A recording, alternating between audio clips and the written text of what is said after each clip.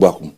Today on the program, NNPCL secures $3 billion loan to stabilize forex. And later on the show, ministers designate get portfolios as Wiki Land FCT. Umai gets works and Edu-handed finance ministry.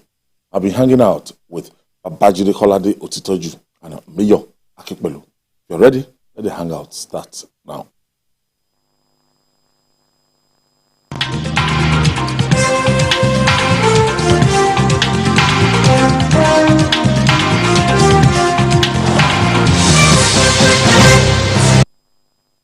Okay, let's begin with the dwindling fortune of the naira against the dollar. The Nigerian National Petroleum Company Limited, NNPCL, has taken a step towards stabilizing the value of the naira as it secured a $3 billion crude repayment loan. This will allow NNPCL to support the naira and stabilize the foreign exchange market. Judy, can you please break this down to us? We are going to get crude, sell crude? No, because the NNPC needs tons of dollars to import PMS. This has been the biggest source of consumption of foreign exchange in our country, because you need a lot of dollars to bring in petrol, whereas there are other spheres of business, other lines of business, manufacturers who also need foreign exchange to bring in their raw materials and all that. Pharmaceuticals, a good number of them are struggling because of lack of access to raw materials. Even traders, those who need to buy stuff, come into the country. Those who have children who are going to school abroad, they need dollars. Those who have health challenges that will necessitate seeking Medicare abroad, they also need they need dollars. But more than 30% of our dollar needs is for importation of PMS. So now, because the bulk of the demand is for it, and now that we have even licensed many investors to bring in PMS, the demand for the dollar will definitely go up higher than when it was NNPC that was largely handling it.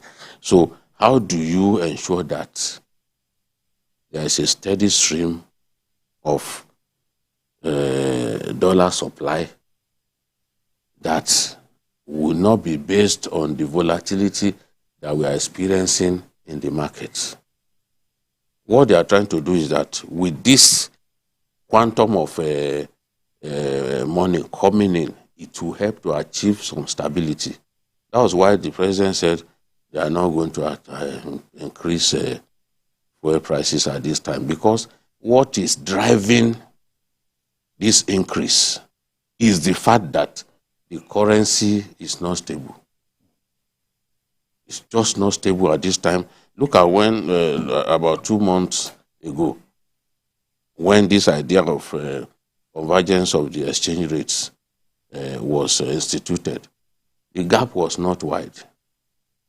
But some days back, the gap had reached 206 naira, which means that even from the I and E window, people can go there, trade whatever they get there, they can still take to the black market to sell. Whereas the whole idea of trying to achieve that convergence is to narrow the gap.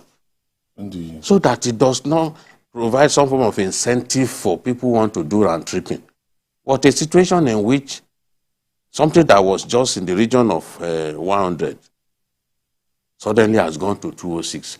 if that is not addressed, definitely it will go up, and the more it goes up, the more people will take money from the new I and E window and take to a black market to sell, because they will still make good money, which was what was happening the last time when it was trading at 445, 460 in the official market, whereas in the black market they were selling for like 760. There was even a time it got to up to 800 and something. So that wide gap encourages people who are simply into trading in the currency to continue to take it there. And that's why people have always argued that the demand for our currency is based, the value of the naira relative to the dollar in the black market is the product of speculation, not any economic reality in the real sense of the word. And I agree.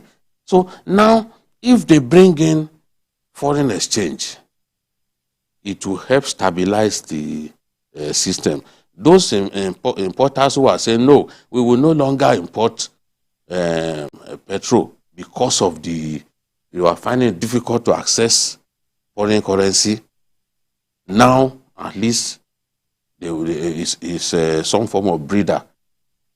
But it is not a permanent cure. It's not a permanent solution to this problem. The permanent solution to the problem is we must produce more. In terms of even our crude oil, we can't have a situation in which the oil cartel allocated $1.7 billion per day to us, and we are struggling to even do 1.1. In the month of June, we did 1.25. Then in July, it slid to 1.08, which is less than 1.25. And the what's it called that they gave us, our quota is 1.7. Look at that gap. More than 500,000 barrels a day we cannot meet. The more you can't meet your target, the less money you earn. And when you don't earn less, the dollar illiquidity will continue.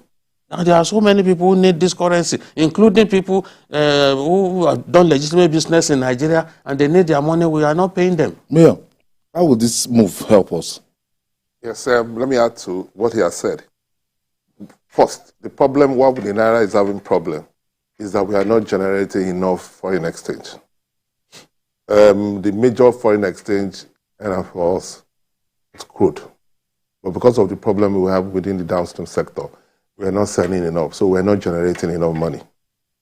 Like he said, there's so much pressure on the naira because of shortage of foreign exchange.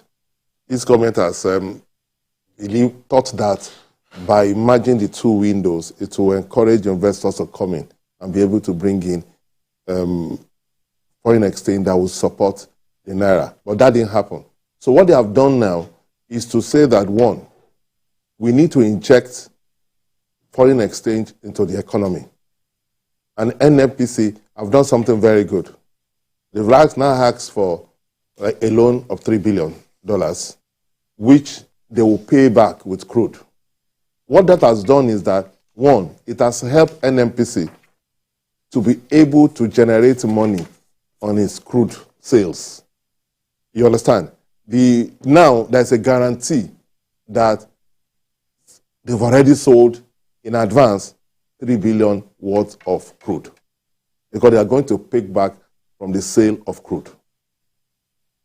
So, two ways: they're able to bring in foreign exchange, and they'll be able to get sales, advance payment for sales of crude. What that will now do is that it will inject more foreign exchange into the economy. Like he said, NNPC now will not need to depend on the window, foreign exchange window, to be able to get NNPC now is a limited company. They won't import it, it's a limited company, so they too will pay in foreign exchange. And why everybody was saying that the thing will go to 720 was because the price of crude has moved up to about $86. And then when you now look at other costs that will bring it, it will be very difficult to sell at the current price. But now they've solved the problem of foreign exchange for NNPC. But the most important one is that there is more injection of foreign exchange into the economy.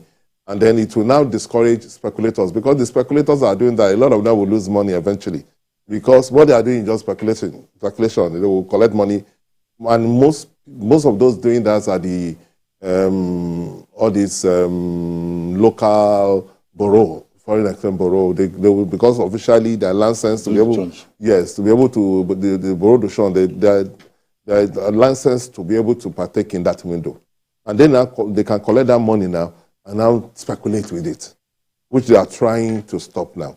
But it will take some time for the naira to really find its level. But I think eventually it will still over around that 700. Eventually it will be between maybe 700 and at best of time maybe 650. I think the federal government just had to salvage the situation, because any attempts to increase the pump price, Nigerians will react. Of course, Nigerians will react, and one of the reasons it is this high is the value of our currency, because this whole thing is denominated in foreign currency, and there is no way your currency can be weak and you expect that it won't translate to higher prices. Of course, it will translate to higher petroleum prices, because your currency is weak. So, and why is it weak? We do not have enough supply of foreign currency for everyone who needs it for one reason or another. $3 billion is a lot of money. In this difficult period, people are projected that by the end of the first quarter of next year, we will begin to turn the corner. These problems will begin to ease. Some Nigerians are not prepared to wait, because we've been used to subsidy. They have to wait. We've been used to years of subsidy. Subsidy by nature is not something that is meant to be permanent. How did subsidy even come up in the first place? It was in response to high petroleum prices, high crude oil prices in the 70s, early 70s, when the Arab world got angry with Israel and then decided, okay, this commodity that God has given us, we'll use it to punish the world, because the world appears to be backing Israel against the Arab world. So in response to those high crude oil prices, countries of the world began to subsidize so that it will not make life too difficult for their people. And by the time the problem eased, and these people returned to food production and all that, many countries of the world reverted to status quo. They reverted to the way things used to be. In our own case, we like the subsidies so much, we refuse to revert. In this same country, there were times when we were even giving subsidy on air tickets when we had the Nigerian Airways. We've given subsidy on sugar before. We subsidy on essential items, sugar, rice, the rest of them. Right up to the 80s, early 80s. So now, to tell Nigerians that no, there should be no subsidy, it's not what they want to hear. In fact, some are even saying we should go back to the subsidy era. The question they don't ask, they don't want you to even talk about is, how about our neighbors? Have our neighbors been brought up in that manner? Have they been used to lives of subsidy? Rather, they've been enjoying subsidy from courtesy of Nigeria. Yeah. Until today, our fuel is still the cheapest around here. All our neighbors, right up to Central African Republic, people that are smuggling Nigerian petrol. We put them out of business now with the removal of subsidy. So I agree that yes, market forces, there has to be a point when you say, let's slow down. The Americans do it too. And when fuel prices or crude oil prices become too high globally, the Americans will quickly release petrol from their strategic reserve. What do they call it? They will pump it from their strategic reserve, and it will stabilize prices. We have got to begin to do that as a country. If we were doing that as a country, we will have found some form of remedy to perennial volatility in the oil, in the global oil market. We can't live with a situation in which this moment you don't know how much they are going to sell petrol, crude oil, and it affects your people. That's why I was talking about South Africa the other day. I said their currency is stable. They are lucky because the main commodity that they make their money from, gold and even diamond, the price of gold is stable. It's not subject to volatility that we experience with the global, with oil prices. So I know that people will say, and they are right, that this is not the solution. The solution is increased production. The solution is for us to earn more money. The solution is for us to clean up our oil industry. There's no reason why we should not be able to produce, refine petrol from our 4 refineries locally. There is no reason why the government should not make it possible for people who want to build, modular refineries, to build them so that we can refine locally. When we refine locally, it will reduce the cost because the dollar components of this entire pricing template is not small. So that's why we are saying, okay, let's see what we can. Government has to work hard. Let things improve because Nigerians can't listen to anybody telling them to come and buy petrol at 750 or 800 again. They will believe that you are sent by the devil to make life unbearable for them. Well, you see, the attendant effect is that the reality on ground is that things are very difficult. You see, I tell Nigerians, we have to accept that we're in a deep mess. If we close our eyes and we think the problem will go away, we are just deceiving ourselves. We are in a deep mess. The last government, towards the tail end of that government, were just borrowing money and printing money. That was how they were able to solve the problem. And they kicked the can down the road for the new government to handle. I pity the government of President Tinubu. The man is doing all the right things. People are complaining. I discuss with people. Things are hard for people. But there's nothing the man can do about it. It takes some time for you to repair things that have been done. And this is the way to go about it. You cannot continue with the subsidy. It will not fly. No. They remove it. You cannot have 2 windows where speculators will have a field day. They remove it. You cannot continue to run a country where you don't generate enough foreign exchange. For months, the NNPC have not been able to remit anything to the federation account. That is the reality on ground. So when you do all these things, we have to know that, look, we have eaten our sari long time ago. Yes. You understand what I'm saying? And now it's time for us to fast. I was saying we should go back to subsidy. No, we have to fast.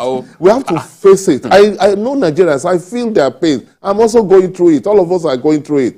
But I know that the steps that have been taken, I can see light at the end of that tunnel. Because what we need to do is to, like I said, 1, increase production, find ways of generating more money. Then 2, make sure that we handle the issue of production. Part of the problem has to do with the way we are. The so-called Pengasans and Nopeng and all that. They are the ones that have been holding government to ransom, saying that they cannot sell the refineries. The refineries have been there. They will not be able to produce anything. They will not be able to sell. They are happy to earn salaries. Obasanjo tried to sell the Port Harcourt one to Otedola and Dangote, Blue Star. But when Yaradua came back, they put pressure on him. They collected. They took it back. They reversed the transaction.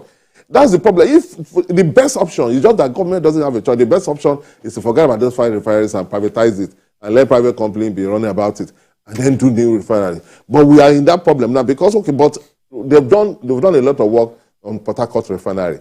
So hopefully that one should be back on stream by December. I don't know what is. I know that the problem of production. The thing is, it will be back, and then within a short time, you hear that problem. Yes, because they will sabotage it. I don't understand. They will sabotage it. You see, government cannot do business. If you remember, during the old days of NITEL, they did everything. NITEL did not work. But they give it to individuals, and there is a boom in the telecom industry. You understand? Government cannot do things. The same refineries that didn't work for years, Dangote will come on stream, and they will do it well because it's a private company. You understand? They won't put sentiments there. But we need refineries to come on stream. We need Dangote. We are waiting on Dangote. Dangote alone can solve our problem. If you come on stream and it does all that, they can take care of our domestic needs. So we are praying for Dangote to come online. Without increase in production in terms of local production, the price will not come down. That is the reality. Whether we like it or not, that's the reality. But what the government has done now is good. They'll be able to do a stopgap, a stabilization process. That is not that it will solve the problem, but it will stabilize the naira.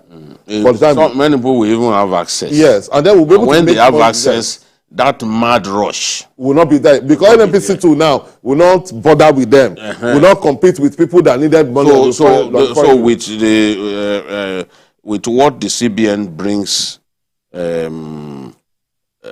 Puts forward others who have the window, needs, yes, they have needs. That IE window, they can go there. Yeah. It will mean that NNPC2 will be going there to struggle with them and all that. So I believe that will help, and you will see that even the value of the naira will begin to go up. We've seen changes in the last 48 hours just because of the warning that, look, we are planning to do something and we lose money. The acting central bank government, yes, we are planning that they are going to lose a lot of money. You will lose money. They quickly behaved themselves and the thing came down. Yeah. We wanted to continue like something that. Now, yes. Yeah. We wanted because it got to 980. Yes, it almost got to 1,000. The way we were going, it would have almost been 1,000. That would be embarrassing. Intervened. You know, yeah, so I believe that. We'll take this commercial break. We'll be right back after this time out. Stay with us.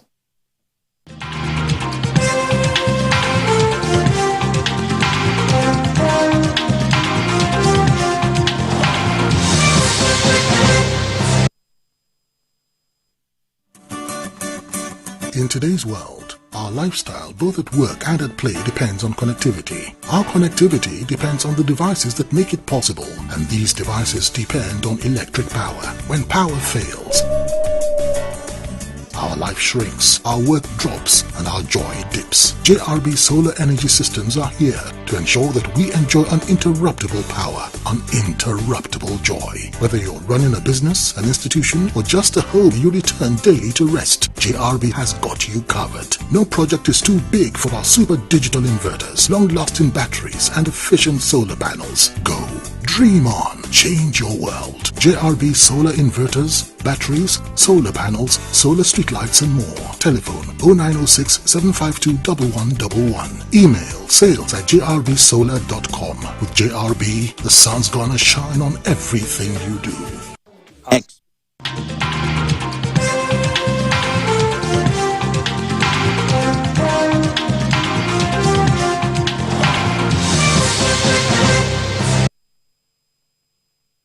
Thank you for staying with us. All is now set for the inauguration of a new cabinet as President Bola Tinubu has assigned portfolios to 45 of the 48 ministers.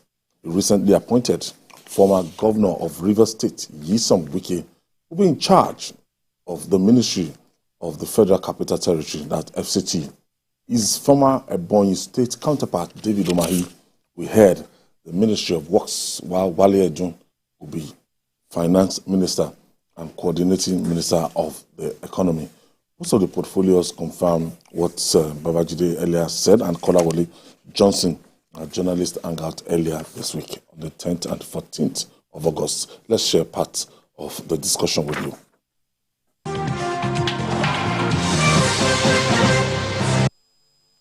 The president has the prerogative to give them any minister that he deems fit. Anywhere. Anybody, once he's convinced that that person will be able to deliver. And he's a Nigerian. Yes, and that person, because it's a federal capital, belongs to all of us. I've heard that they are going to split health ministry into two. Naturally, you can see that two of those health professionals will go there. Ali Pate, world-class physician, left one of the best jobs in global health to come and be minister in our country. I know that it would have been patriotism that drove him. The president would have to give him something that relates to his calling. Otherwise, it's a waste, a massive waste. So those ones are there. People like Wike, what's the name of the Ebonyi governor, who have also shown capacity in terms of infrastructure delivery. The president will be looking at works for one of them, and probably FCT, because there's a lot of work to be done in FCT. He will be looking in the direction of giving that portfolio to one of them, probably a Wike, who has shown capacity in terms of delivering such dividends and works. Could also go to Dave Umahi. If anybody gives works to Dave Umahi, no one will say he's not qualified. I see him as both a politician and a technocrat because he has shown it. The president can either make Wike the Minister of Works or give that to the Ebonyi man. Yes. Both of them are very similar in terms of their love for bridges, infrastructure. You know? Just like he mentioned the Dave Umahi, what he's done in Ebonyi. I think he fits perfectly into the Ministry of Works. Why for Wike, I'll be looking at somebody who can turn the FCT around. The last time you have that we had a working minister in the FCT, it was during El Rufai. Another person that can do that this time around, I think we could be looking at Wike in that realm. For Ebonyi, I think I can stake something on this, that the man will be coming as the Minister of Works, especially to make up. You know, I'll be expecting some political consideration too. You put competence there, you know, loyalty and political exigency. The Southeast only has 5. If you put David Umahi in Works, I think he would have made up. He's more than 3-4 ministers, you know, combined. So I think we'll be looking at Works for David Umahi. Representative Mbachi, Yusuf Tuga. Yusuf Tuga is an ambassador. Yes, he's not a career diplomat, but on this list, is the one who has some experience in foreign service. So, if we are to put round peg in round hole, then to look at foreign affairs, it could be the next foreign affairs minister. I will pitch directly without blinking my eye.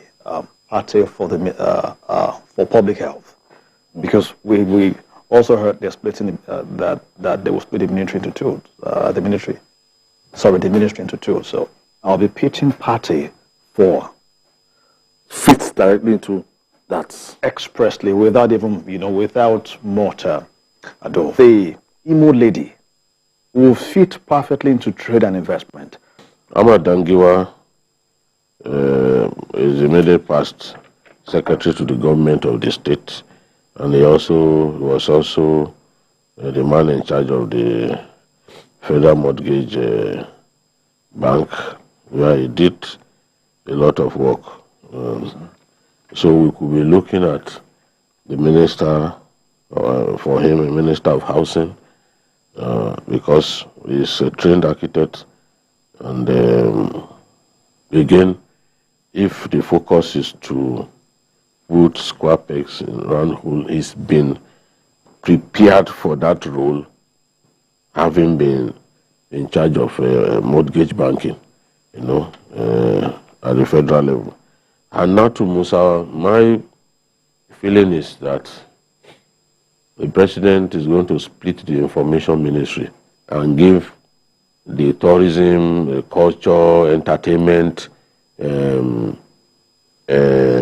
end of it the funding and attention that I require. So my feeling is that could be where the president wants to put Anatu Musawa to use because she's a poet, she's a writer, and she's young. So I'm sure she'll be able to relate well with our stars in the entertainment industry. Did you just add Bosun Tijani from Ogun State? Somebody we know? Well, Digital. yes, that's a very strategic ministry. It could be where the president wants to use, but I don't know. Maybe he has his Abuja airs to the What do you think? I'll be pitching Tijani directly for digital economy. Okay. I'm not too sure if they will split the ministry. Yeah, I don't know, which is very likely. But if you leave the young man in digital economy, he's brought in Mark before.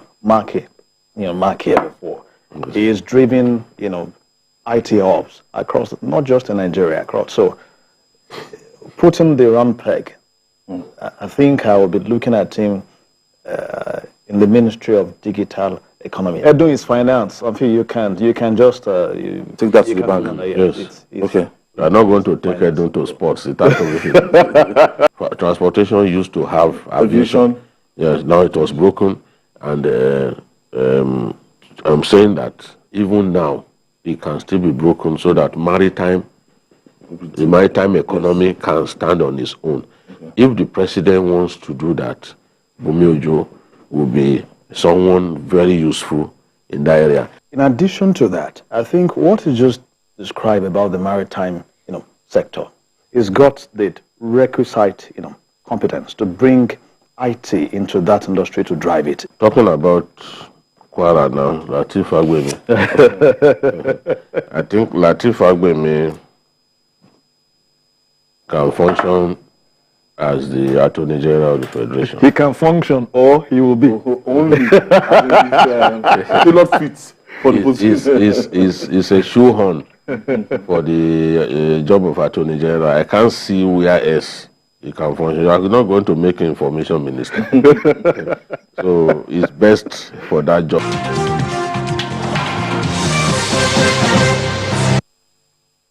Spot on. Some of those predictions, we got them. And Yisom Wike, Yes. after a long time, somebody from the southern part of the country, since 1976 or so, will be getting FCT. And as we said earlier, the president has the prerogative to assign the FCT. But the president seems to agree with Yisom Wike, what he did in River States. Yes. He was acknowledged by the last administration as a performing, governor in terms of his infrastructural strides. One thing is certain, we have a listening president, and the signs are there. In the last 2-3 months, I know a lot of things that we have talked about, even where we criticized the administration and said, look, this is not right, and they went back. I said this is a listening president because since March, I've been pushing for the Ministry of Information to be split into two. After an event organized by Nonsewe in Abuja, where we discussed tourism and the potential of tourism, I came back and I kept saying, look, we have to split the Ministry of Information. There's a lot of potential in tourism that we are just wasting. And this president came, he not only split it into two, he actually split it into three. We said here last week that there will be a Ministry of Information and National Orientation. That is what the man has done. And there is someone to man the tourism ministry. Despite the fact that in the UAE they make so much money from oil, they have chosen to prioritize tourism. Because they don't even have enough oil in Dubai. Dubai. Dubai Emirate does not even have, so they tourism by the years. That's their main. Even Qatar. Qatar too. Qatar has oil. Yeah, no, but they've chosen also to prioritize tourism. Because they can see that even this oil thing that we are talking about is not going to last forever. So now everyone talks about Dubai. When they are talking about UAE, talking about Dubai, they are not talking about the oil that they have. They are talking about tourism potential. Khalifa. And Nigeria has tremendous tourism potential that we've been wasting away. So I'm happy that we now have a minister that will man tourism. Then the other part, which is culture, art, and creative economy, Hannatu Musawa, as we predicted, is now the minister in charge of that ministry. You'll be able to relate with creative people, the Davidos of this world, and see how the government can help them to earn more foreign exchange for our country. There's no, we should be able to create things like annual music festival that people will come from all over the world to come. And we have artists ruling the world right now. We are in charge. Afrobeat is ruling the world. We need to feed fat from that. There was a time that Burna Boy was complaining that we don't have world-class studios here. There's a need to build world-class studios here so that our people, our recording artists, and he even said he would do it. He should. But the way I'm looking at it, government can even partner with them to bring that to fruition. Things, yes. So I see in what the president has done by recalibrating these ministries. We now have marine and blue economy, for example. Taken from transport. Yes. So transport now. We are talking about Bumi Ojo, because when I looked at his CV, I saw that he had strength in that area as well as petroleum engineering and all that. But we felt strongly that it will go to maritime. But the president has named that ministry Marine and Blue Economy, which there will be NEMASA under them. NEMASA is richer than more than 7 Nigerian states put together. Nigerian ports, so? Yes. The Ports Authority will be there's under. a lot of potential there. A lot of work there. Then he also created, we used to have health. Now he created health and social welfare, which means that Liberty has a lot more to do than the previous health minister. Even the Minister of State is also very added good. social and welfare. The Minister of State for Health is also very experienced. Yes, and the man from Lagos. Yes. Then sports standing alone. That is my joy. That is my joy. It used to be sports, youth and social development. Sports and social development. Yes. Now sports is standing alone. We now have youth and development standing alone. Then our friend Keyamo, the Yorubas will say Akpekoto Jeko Nejebaje. Because that's Keyamo a very was big out of the loop. That's a very big ministry. Keyamo was completely out of the loop. Yeah. And then at the last minute, he was supposed to travel out of Nigeria. Then at the last minute, they called him back to say, look, you've been nominated. And they've given him aviation and aerospace development. Is the aerospace development is what I don't understand. Because the money that we spent on all this our aerospace something, we have not been able to anything from it. Well, maybe they want him to turn it around. Maybe this is the time when change will happen. Yeah. But for me, is the winner. Yes. In this whole exercise. I agree. Because out of the blues, this just came to him. Because the FCT minister is like a governor. You know, FCT minister is like a governor. Yes. Because FCT is like a state. In fact, you know, it's recognized as a state. So it's the FCT minister is like a governor of a state. So that's a huge. And there's sufficient money for them to work. Yes, yes. Because they have the IGR is second to Lagos. To Lagos, yes. Wow. Apart from the IGR, you know, because apart from the IGR, what they aim to is, so the budget of the FCT is huge. So and you know why, someone coming from opposition, he has. You know why I thought that Wike will be the next minister of FCT? I saw that in Abuja, there are many abandoned road projects. We are driving through Abuja, see those two bridges uncompleted. And I felt the president must have looked at Wike as somebody who just Can- likes they to can do deliver spirit, projects. yes, can do. So that was how I was Mr. President will not thinking. regret it. I was thinking. I I'm said, sure too. Yes. this could be. In fact, there was nobody that came to my mind to be FCT minister except Wike. That was why I felt that Wike must be the president will want to give this thing to, because he knows his pedigree. He knows that he's someone who likes to build bridges and roads. So he has his job cut out for him, and he's somebody who never liked to sleep in Abuja. In 8 Oh, years, yes, that's the irony. Yes, the irony. So now yes. he has to. Because there was at an event that he left and said he doesn't sleep in Abuja, but now he has to live there. Then gas resources. That's a But new- you see, the problem I have with that is that the president is also doing what the previous presidents have done, beginning from Obasanjo, because the president is the minister for petroleum resources. But what he has done now is to split it into petroleum and gas, which is very good, because the gas is where we should be able to There's gain a lot of potential money. there. When you look There's at potential energy there. and what they make, and our potentials to give the whole of Europe gas. We are like 6th largest. Yes, gas- and we have potential. We actually have more gas reserves than crude. So course. yes, so for him to have a minister of state that will concentrate solely on gas is very good. It's very good. And the minister of state for petroleum, which is more or less like the minister of petroleum, But he's a very experienced person. I don't know. That's Enekin local brew. When I saw No, it, he's a very experienced person. I was in. But he's a politician though. But he's a very experienced person. politician, and I think that he's going to do a good job there. The sport people are complaining. They said the person that was appointed as someone sport that- minister, but it's not- that he has not. Which is a Sunday problem. Sunday Dare knew nothing about sports. Sunday Dare, we started work together.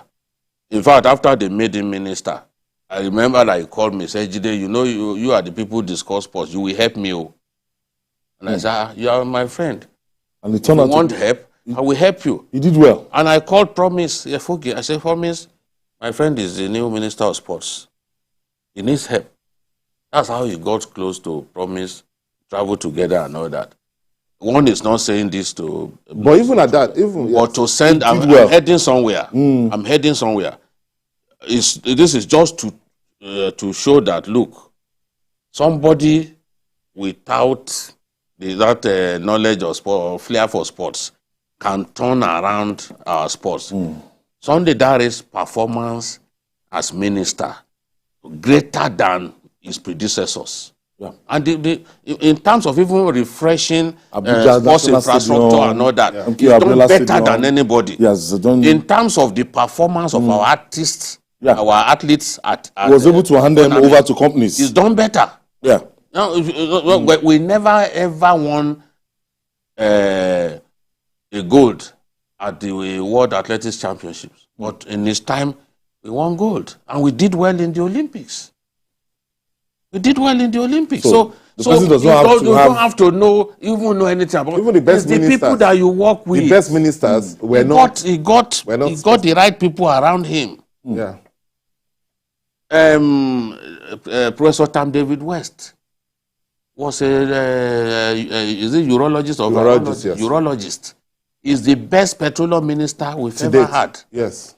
What are they talking about? Omerua as sports minister and Nwobodo as sports minister did better than every other And person. ca- They don't know career anything sports about people. sports. They don't know anything You about see, the sports. problem with those people who are who are sports people is that the politics of the thing is what usually consumes them. But when someone comes like a new broom, Yeah. There's he an does not advantage know in that. anybody. There's Yes. an advantage in that. Sunday got people like Mary Onyali and the rest of them to work with him. Yeah. You know, he behaved like the true smart person that he is. But I have a problem with the Minister of Information. And I'll tell you why I have a problem with it. When this government started, Dele Alake was the special advisor to the president on special duties, communications, and strategy. Yes. Most of the information happening within the villa and for government was done by him. He was the one signing them before they appointed Ngelele. And then he used to be a commissioner for information in Lagos. Yes. So he understands that ministry. Even when he was screened, the senators assumed that he would be put in that ministry. All the questions that were asked were his questions about information and Information Act and all that. So to put him in solid minerals, to me, is a waste. I know that the person that they put in information is also a journalist, but I think that guy will have been better because you not look at somebody you look at comparative advantage. You will be able, in terms of information, manage the information better. I think Dele will be able to do that. He has done it. He was the one doing it for this government when they came. It's the prerogative of Mr. President. I know. I'm not saying he's not his president. I'm just saying that sometimes, Mayor, sometimes this kind of thing challenges people. Yeah. DA may end up being the best minister ever in that ministry.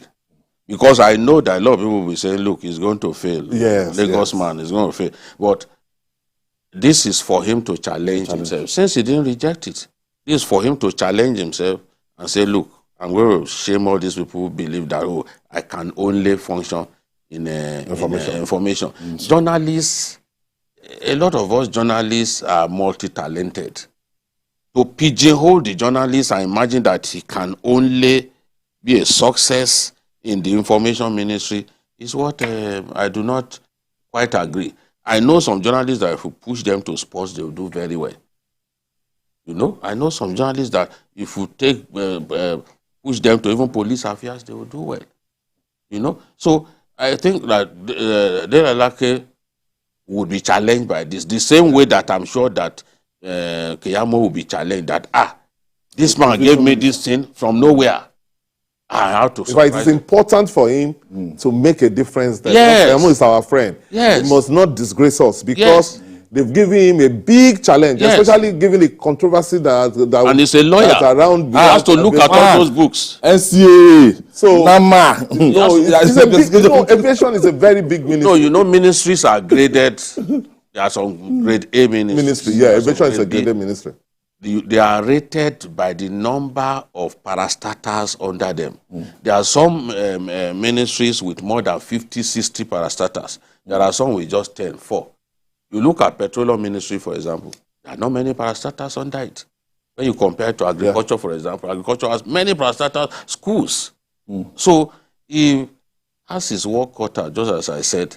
And I believe that Idris, the publisher of Blueprint, who is the new information, is also a top man at the International Press Institute. He understands. He did well during the screening. I was impressed by his delivery, his performance, and maybe the president, because the president watched all those screenings. The president was telling Ali Pate that I enjoyed your presentation. No, this is a very direct man. I've never seen a president this direct. So I enjoyed your presentation. So perhaps he also watched Idris. And he believes that this guy will be able to handle this information for us. Let me try Dele somewhere else. Dele may turn out surprising me. You know, let me try his hand at something else. And for me, if David West can be the best petroleum minister that we've had, the best. Despite no doubt about that. Being trained as a urologist, I believe that anybody focused. After all, you are just, as a minister, you are just a supervisor. The ideas people are those... are the career civil servants. Yes, in the ministry. So they will come up with you. All you need to do is provide the right leadership for them. But Dele too has its job cut out for him. But you know why? Solid Minerals is a very big ministry, though, because but it's still, it's a great it's still a very it's still a very young ministry, and we don't have the necessary infrastructure in place to be able to maximize our our mineral resources. This country is blessed with mineral resources, but most of it is being run by people, bandits. some Chinese bandits, people who don't do that. So there's still putting together a framework to be able to maximize. If we do it well, we should be able to earn more money from solid minerals than oil. Nothing stops Dele Alake, for example, from sitting with the governor of Zamfara State. Zamfara State has incredible deposit of gold. You don't... in Osun here, Osun is not even in the class of Zamfara. In Osun, you dig up to 100 meters before you see gold. In Zamfara, rain can fall and it will wash the topsoil and you will be seeing gold. It's something that I saw myself. Even lithium. So they need. And that's a lot of money. Yes, they need. That's what they make in Congo. I said lithium in this man's. People exploit this thing and they take it away. In Matawale's town.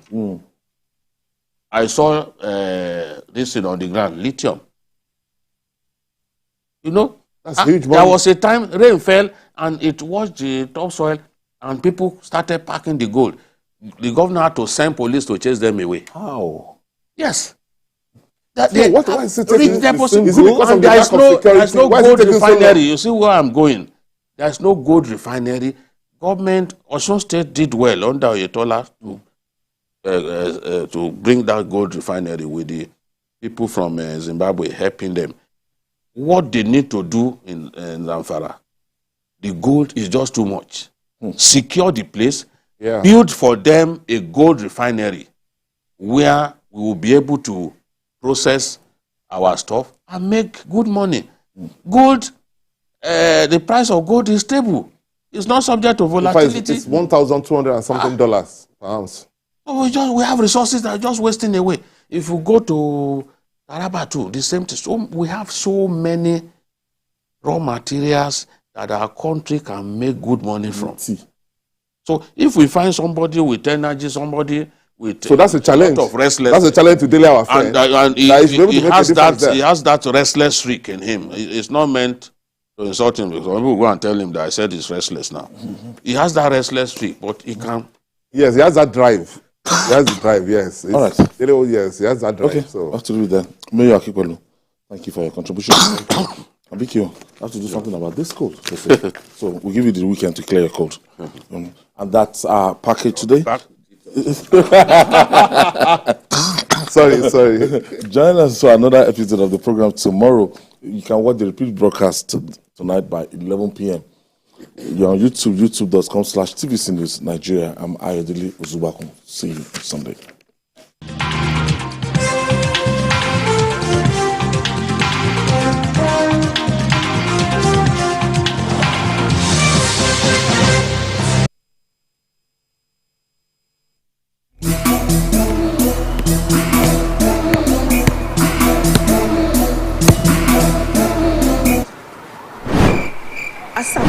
Pass ball. What? Care for skills.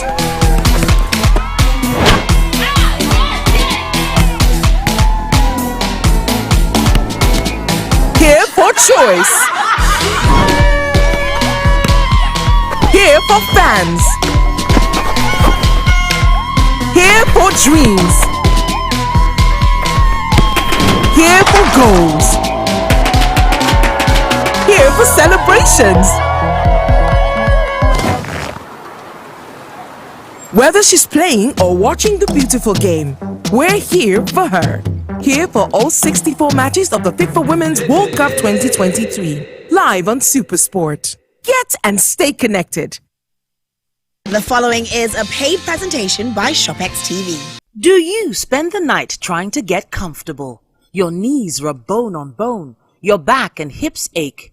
You wake up in pain? Not anymore. ShopX TV is proud to introduce the Contour Legacy Pillow, the patented, ergonomically designed tapered leg pillow that naturally fits the contours of your legs, knees and thighs to help align your spine and alleviate pain. Watch, when you sleep on your side, your leg falls forward, twisting your pelvis and lower back, putting pressure on your spine, hip and sciatic. But the Contour Legacy Pillow cushions your knees and cradles your legs, relieving stress on joints while restoring your lower back alignment. Sleeping on your side, your leg comes over and puts you out of alignment, causing lower back pain, hip pain, even knee pain.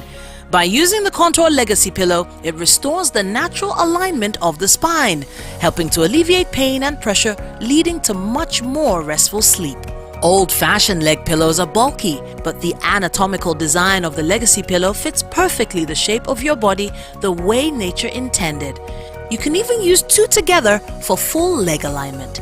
Legacy Pillow is exclusively ventilated, so it always stays cool and dry. With top crescent design, it cuddles up to you perfectly and easily moves with you. Ordinary pillows go flat, but the Legacy pillow is made up of soft memory foam, so it never loses its shape and the cover is machine washable. The Contour Legacy pillow is now available in Nigeria, exclusively from ShopX TV. You could be paying up to 500,000 naira for an orthopedic bed that doesn't properly support your spine. But call the number on your screen now and get 2 Legacy leg pillows for just 69,900 naira and get relief from back and hip issues. But wait! If you call now, we'll upgrade you to the Contour Better Sleep Collection. The collection comes with 2 Contour Legacy leg pillows and 2 Contour Cool Gel head pillows at no extra charge. The Contour Cool Gel head pillows' soothing orthopedic support will cradle your head and neck for full alignment, while keeping you cool all through the night for the best sleep of your life. Incredible! That's 2 Contour Legacy pillows and 2 Cool Gel head pillows for just 69,900 naira. And that's not all. Place your order now and we'll also deliver your Contour Better Sleep collection with no shipping charge. But hurry! This is an exclusive ShopX TV offer and only available for a limited period. So, call now while stock lasts. Your rest is your wealth. The proceeding was a paid presentation brought to you by ShopX TV.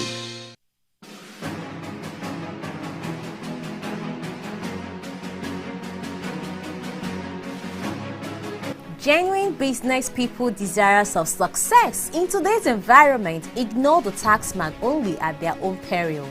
Under the oversight of this board, the FIRS will continue its transformation into a premier revenue collecting agency.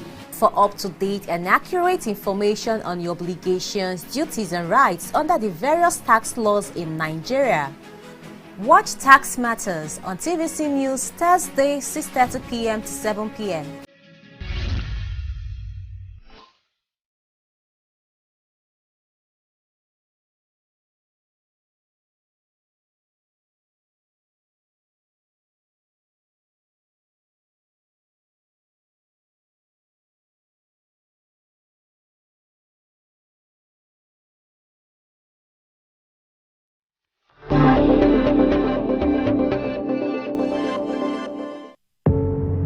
Doubt and fear doesn't occur at the canvas, it shows in the canvas. It shows the conation of raw earthen material slabbed, stroked and molded at a pace provided by the doubt and fear. Every move way in the struggle of one to the other, merging the past to the present, brushstrokes of colors seen but not known, for when the wailing stops, the pieces settle down in abject beauty erected for a century of a century. Speaking, advocating, protesting as the arts are meant to be.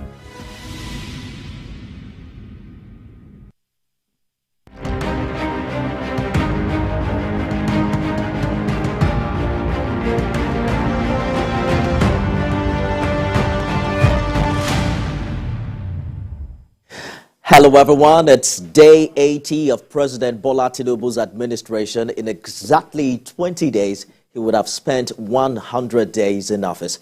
Thanks for joining us on the program.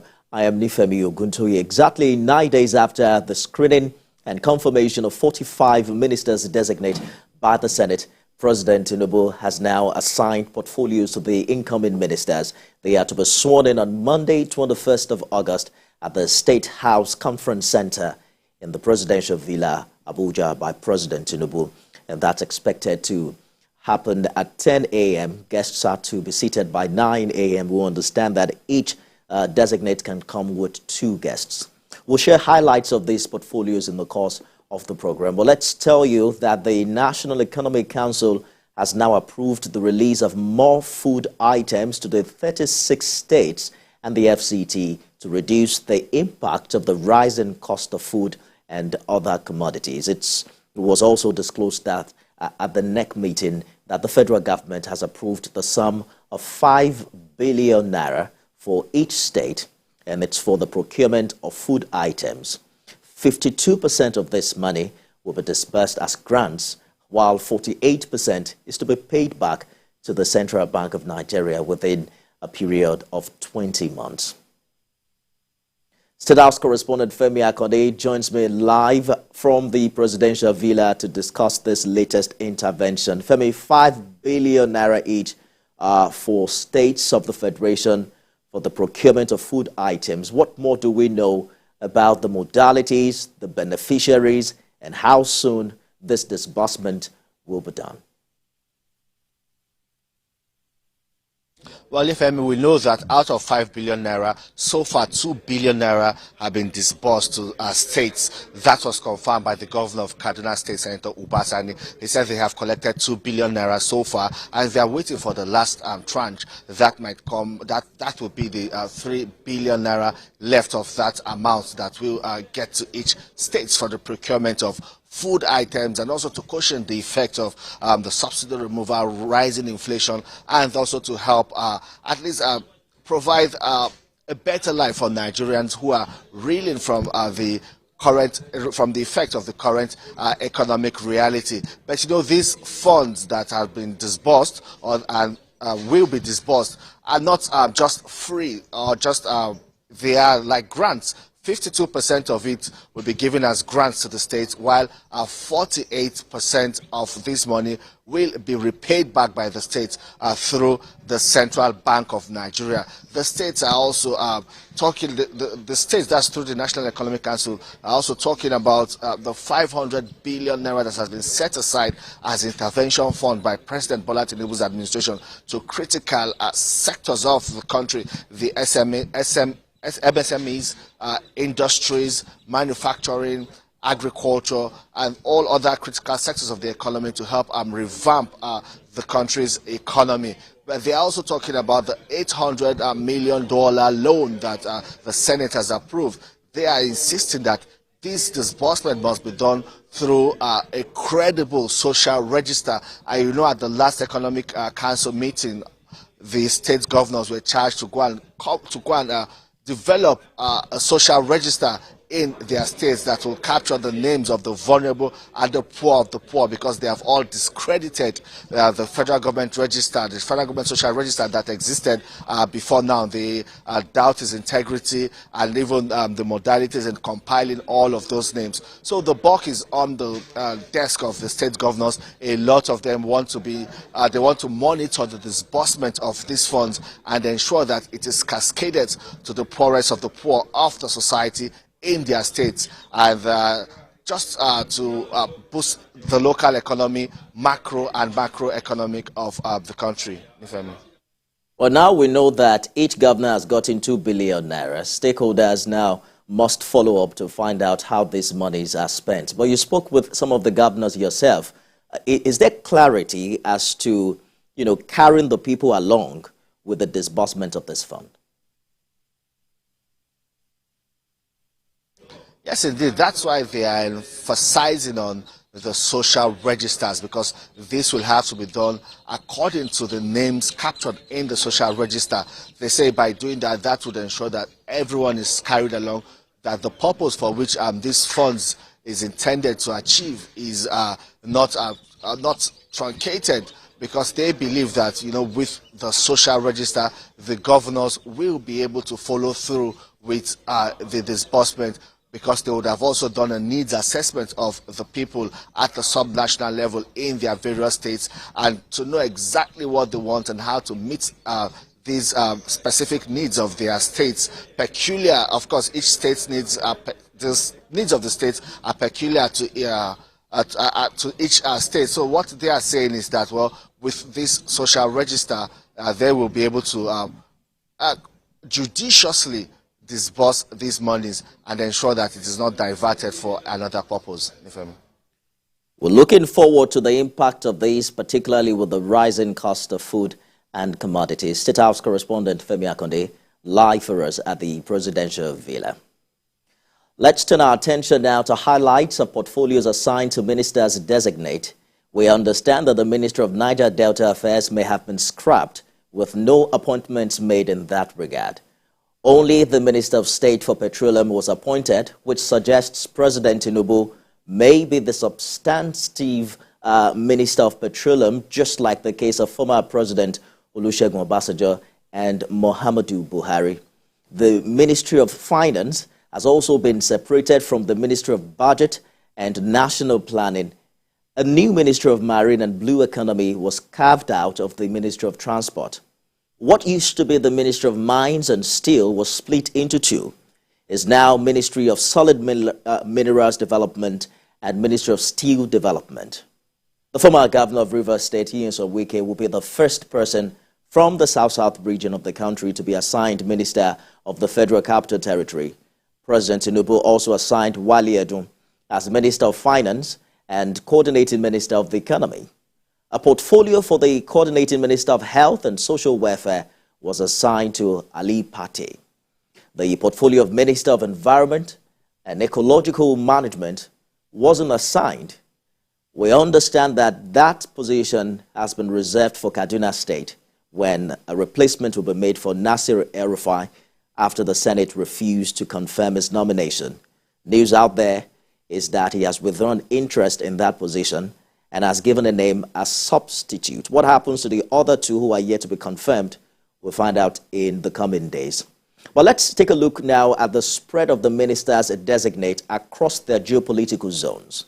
The Northwest has the highest number of ministers designate at 10.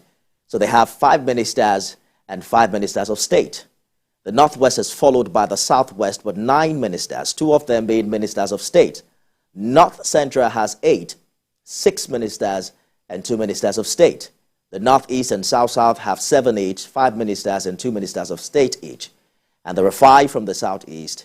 There are 4 ministers and 1 minister of state in that case. So just in case you missed the list, here are the portfolios for President Tinubu's ministers.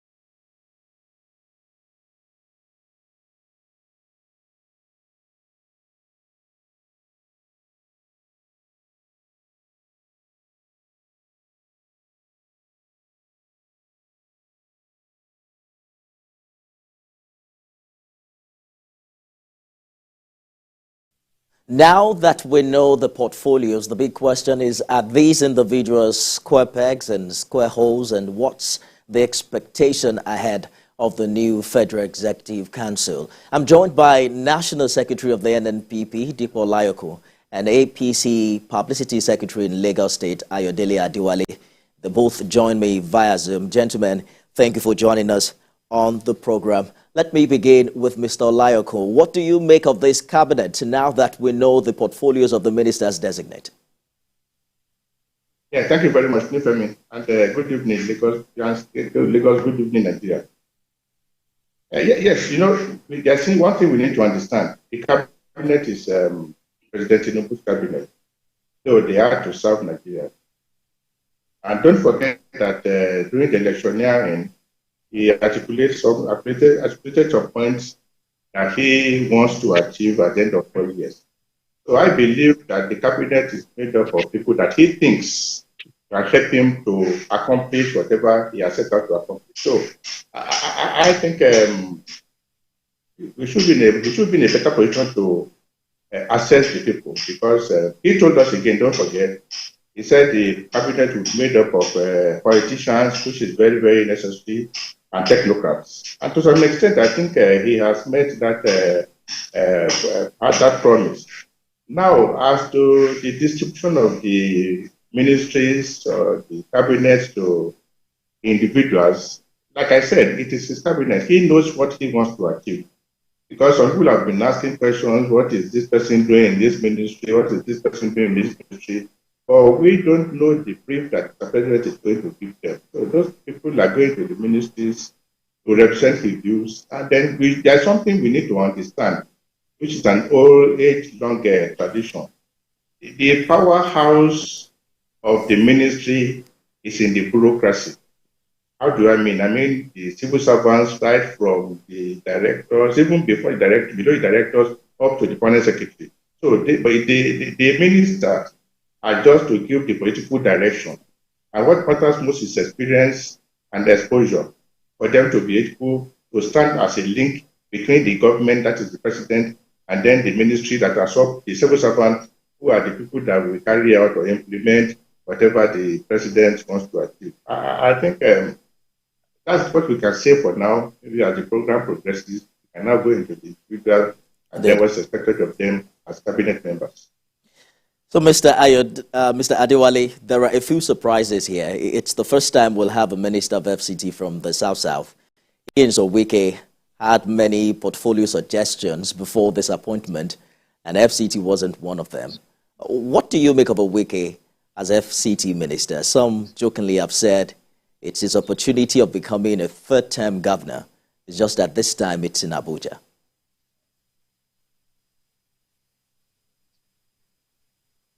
Well, thank you for having me. And I must correct the statement you made.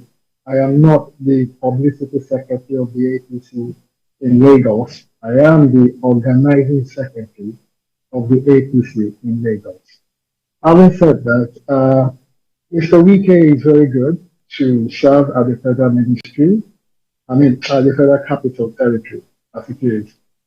He has proved himself in terms of infrastructure provision, and is someone that is very keen in bringing transformation to anywhere he finds himself. So we should be expecting a lot of monumental projects coming up at record speed, and someone who will walk the talk. As for others, the president has put in square pegs in square holes. He knows what he wants. He knows how to make use of them. And like the other speaker said, the civil servants are the mainstream of the ministry. They already set up plans. A lot of new plans that will come on board, majorly will be driven by the civil servants. The political holder is just to make sure that everything goes as planned, and of course to put his own ingenuity into place. If you look at Bosun, the man that was put into the telecom industry and all of that, is someone that's going to bring a lot of transformation there. As a youth, as a key player in that industry, is going to do very, very well. I have no fear in my mind that we will not be seeing new things happening in our politics in Nigeria. We should just give more support to the administration and watch how everything will unfold. So, Mr. Layoku, you mentioned earlier that it is the president's prerogative to, distribute or assign these portfolios. But as you know, Nigerians are already matching their CVs with their offices. There is Festus Keyamo, who is a senior advocate of Nigeria, who has now gotten the Minister of Aviation. The man did say, Minister of State was illegal at the tail end of his tenure as, I think, Minister of State of Labor in the last administration. There's also the current special advisor to the president on special duties, communication and strategy, who is now Minister of Solid Minerals. How important, is it for ministers to come into these offices with some level of understanding and knowledge, or even a discipline in that regard? Yeah, that's why I said in my opening remarks that the bulk of the work, especially the area of technocrats aspect of it, resides in the technocrats in the ministry. What the minister or the commissioner is supposed to provide is just the political direction. And it depends on the individual person to make his impact felt in the ministry that he is posted to. A lot of people have been talking about this cabinet matching and stuff like that. And I was captured, so to speak, by the submission of one person who said, Baba, late Bafumi Awolowo, the late sage, to the knowledge of everybody, read law. But under the former head of state, General Yakubu Gowon, he was made the commissioner for Minister for Finance, so to speak. And if we was able to manage the finances of the country, even during the war, that we did not borrow one kobo, it shows that what matters most is the experience, the exposure, and the political will of the person to succeed.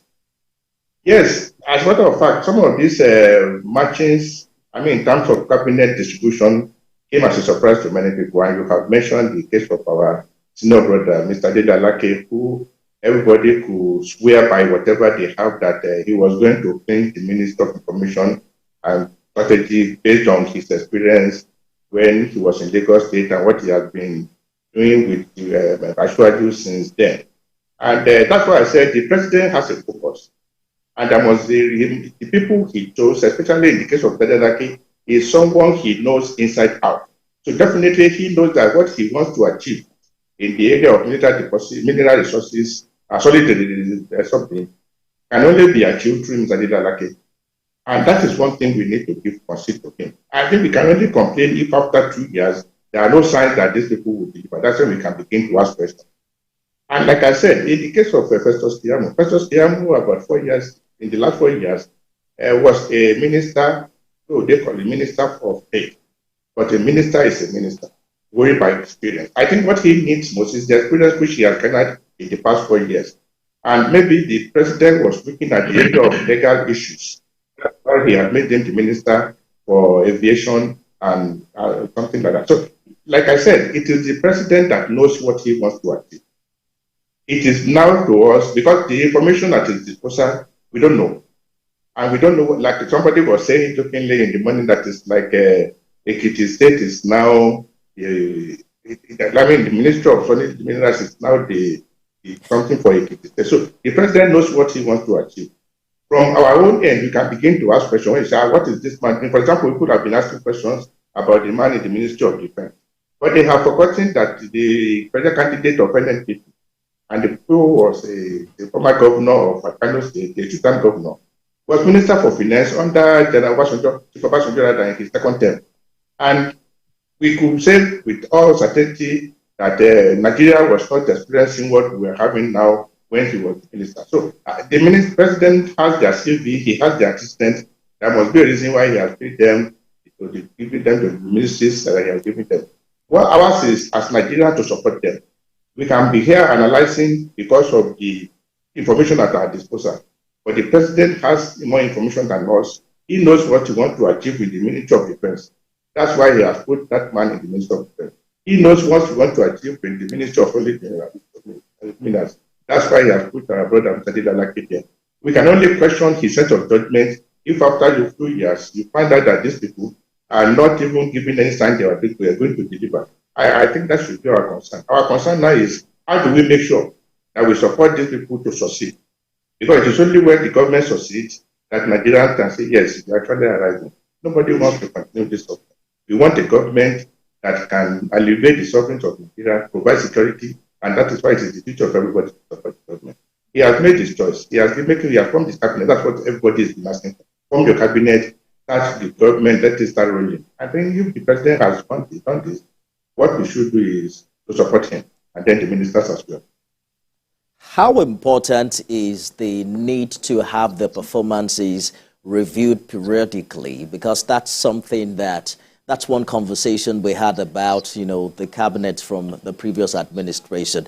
Mr. Adewale, what do you think is expected of Mr. President differently this time, particularly when it comes to set objectives and, reviewing their performance on a periodic basis?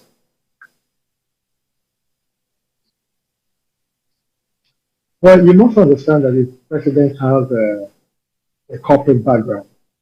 He has worked in one of the biggest corporate establishments, understand, and he understands what KPI simply means. So I can assure you that periodically, perhaps quarterly or half yearly, there will be a review on their performance.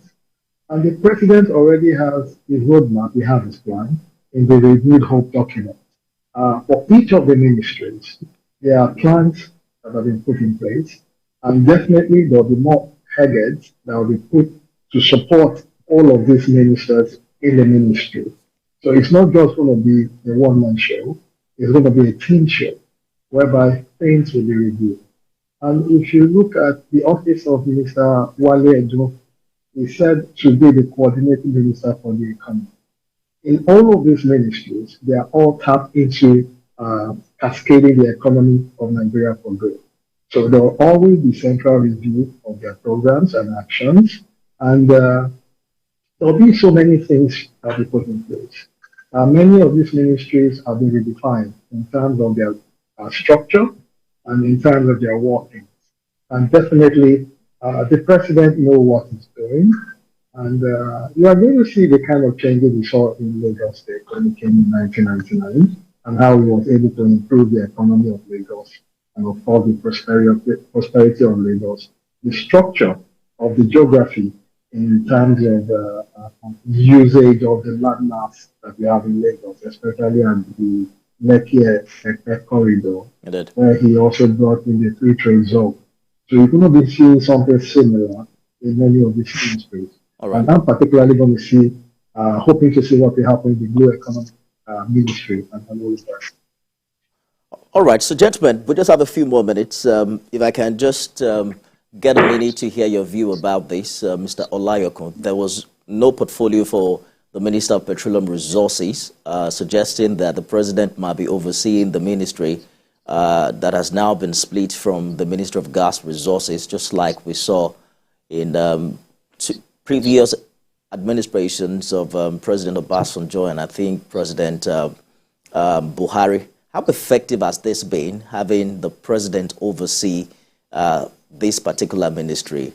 And talk to us about why it must be different, because we now have a substantive Petroleum Industry Act. Yes. I want to say it is too early to come to the conclusion that the president is going to take up that responsibility.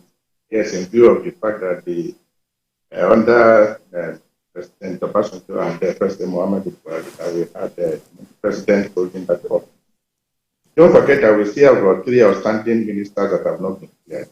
If not, we will not be out of this. Maybe one of them is going to occupy that position.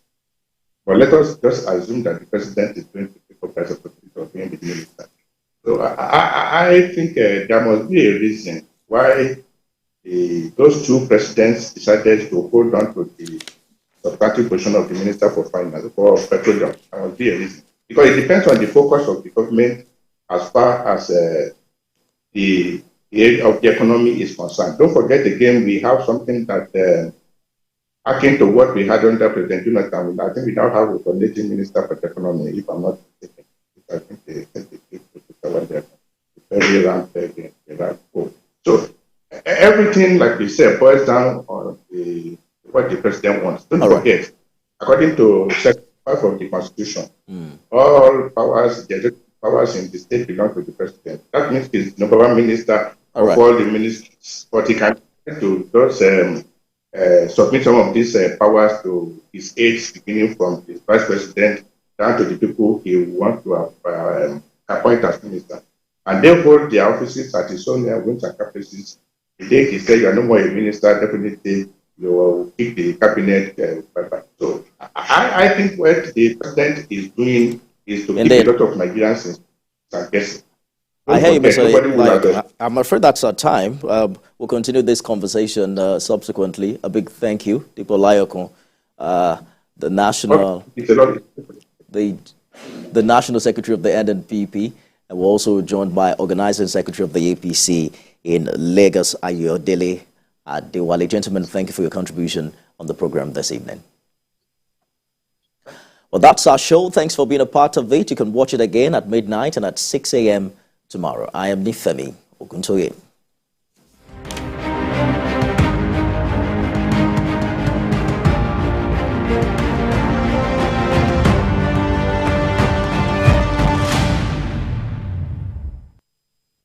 The following is a paid presentation by ShopX TV. Are you worried about the safety and security of your home at night? Do you wish to know when intruders come close to your home?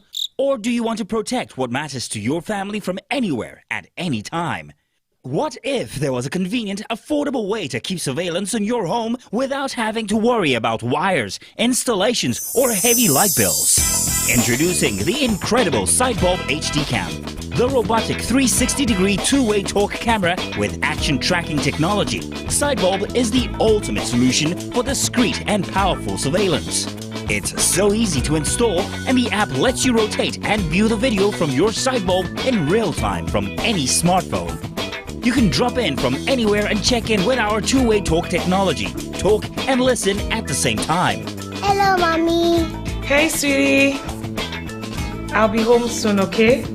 Sidebulb's advanced tracking technology locks onto motion and tracks in real time. Set the siren alarm to go up when motion is detected and keep intruders away. Check in on your home while you're away. Make sure the kids got home safely. Interact with visitors at your doorway or surprise a trespasser. Surveillance in a light bulb. I was amazed at the 360-degree rotation. It gives me a full view of my house and I can check in on my kids. The footage is clear and the night vision is so impressive. The best part, I can add multiple sidebulbs for a complete home surveillance. I really like my Sidebulb. It's so easy to use.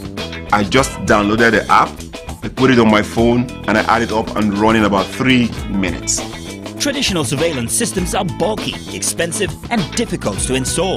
But with Sidebulb HD Cam's innovative design, installation is as fast as changing a light bulb, and it's made for indoor and outdoor surveillance. The Sidebulb HD Cam is now available in Nigeria, exclusively from ShopX TV.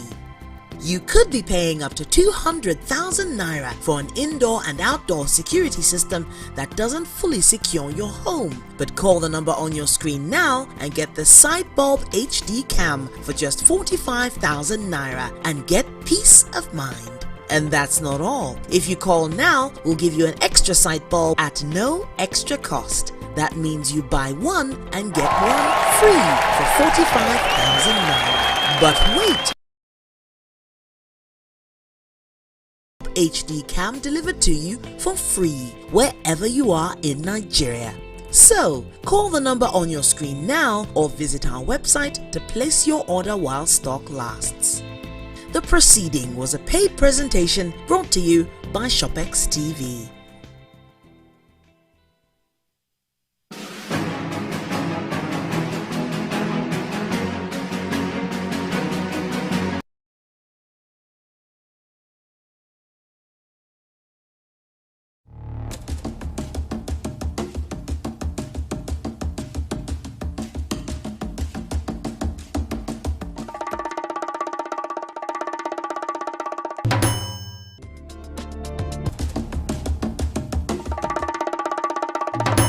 All true art is literally a mirror of the artist's mind and a reflection of the artist's imagination at work. Now, if you know that and bear it in mind when looking at any art piece, your eyes will be alert for the visual details it conveys. We are right back here on the Art Express. Welcome. Silver Screen Art by Sylvester Aguda, a self-taught and multi-talented artist, presents Expo 2, a group exhibition by 5 young contemporary artists at the Radisson Blu, Lagos.